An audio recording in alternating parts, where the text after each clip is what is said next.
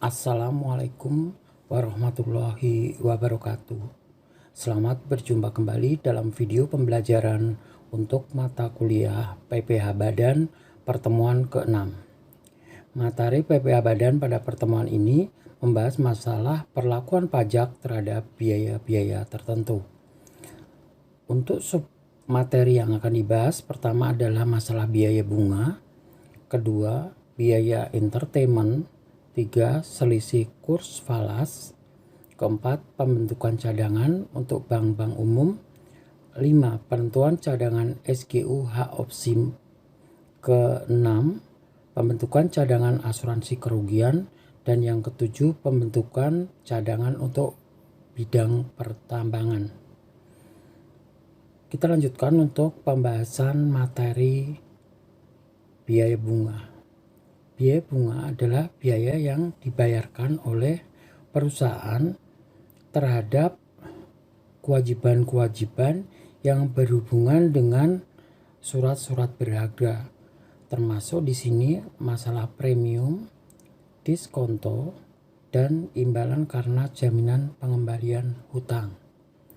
Jika perusahaan itu bersifat perusahaan terbuka, maka perusahaan akan melakukan pendanaan melalui surat-surat berharga.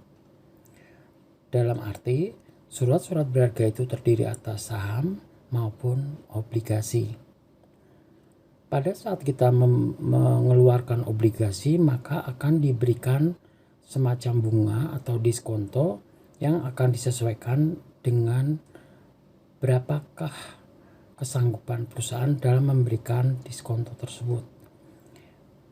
Kedua, bunga pinjaman selama masa konstruksi. Suatu aset merupakan komponen biaya langsung atau atas harga pokok atau harga perolehan aset yang bersangkutan. Suatu aktiva tetap dibangun berdasarkan pembangunan sendiri, maka harga yang diperhitungkan adalah berdasar berapa besarnya biaya-biaya yang dikeluarkan pada saat aset ataupun bangunan tersebut didirikan. Kemudian biaya yang kedua adalah biaya-biaya entertain. Biaya di sini adalah biaya-biaya yang benar-benar dikeluarkan dan ada hubungannya dengan kegiatan usaha wajib pajak.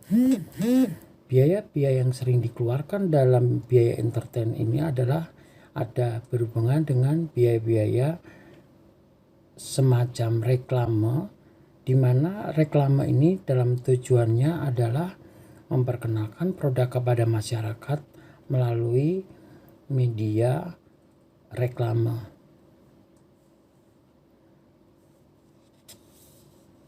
Kemudian berikutnya untuk biaya entertainment dibuatkan daftar nominatif yang berisi lampiran-lampiran yang akan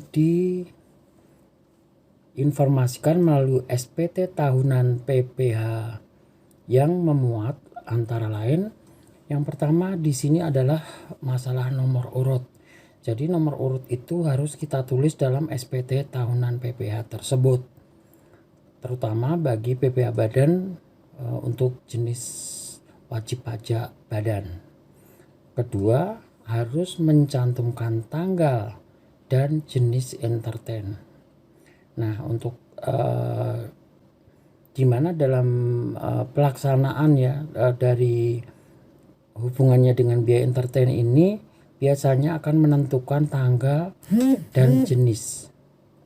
Kemudian yang ketiga adalah nama tempat di mana biaya entertainment itu dilakukan. Keempat, alamat, kemudian jumlah, kemudian nama relasi di mana kita melakukan hubungan dengan pihak lain berhubungan dengan entertainment ini, ataupun di mana kita melakukan pembayaran terhadap biaya-biaya entertainment ini. Kemudian yang berikutnya adalah berhubungan dengan posisi ya, posisi di mana perusahaan itu sebagai apa ya. Berikutnya nama perusahaan harus ditulis secara jelas, harus disamakan dengan yang tertera pada SPT tahunan PPH tersebut. Dan yang terakhir adalah berhubungan dengan jenis usaha perusahaan. Apakah itu perusahaannya perusahaan dagang, apa perusahaan industri maupun perusahaan yang lainnya. Untuk biaya berikutnya adalah berhubungan dengan selisih kurs falas. Falas adalah valuta asing. Nah, jadi dalam penentuan kurs falas itu biasanya akan mengalami fluktuasi di mana harga bisa mengalami kenaikan maupun ke penurunan. Nah, penurunan ini biasanya akan mengalami kerugian di mana pada proses kenaikan kita akan mengalami keuntungan. Kerugian selisih kurs merupakan biaya atau sering disebut dengan deductible expense. Selisih kurs karena fluktuasi jika wajib pajak membukukan transaksi yang bersangkutan dengan kurs tetap. Kurs tetap adalah kurs yang tidak mengalami perubahan.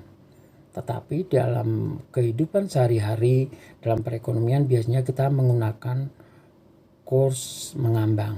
Kurs mengambang adalah kurs mengikuti harga pasar. Jadi bisa terjadi penurunan maupun kenaikan.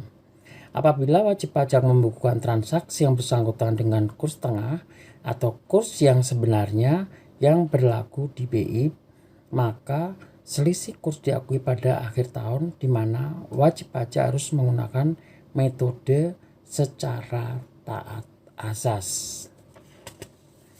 Untuk pembentukan cadangan bank umum itu dalam aturannya kita menggunakan tarif di mana untuk yang tergolongkan lancar itu adalah 1%, DPK itu 5%, kurang lancar 15%, diragukan itu 50%, bahkan dalam keadaan macet itu masalah bentuk pencadangannya sampai 100%.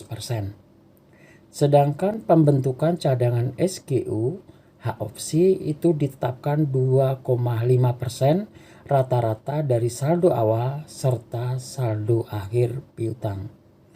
Sedangkan pembentukan cadangan asuransi kerugian sebesar 40% dari jumlah premi tanggungan sendiri yang diterima atau diperoleh dalam tahun pajak yang bersangkutan. Yang terakhir adalah untuk pembentukan cadangan pertambangan itu dinilai berdasarkan metode satuan produksi atas dasar taksiran terhadap biaya-biaya reklamasi. Demikian video pembelajaran untuk pertemuan ke-6. Sampai jumpa kembali pada video pembelajaran pada pertemuan ke-9. Wassalamualaikum warahmatullahi wabarakatuh.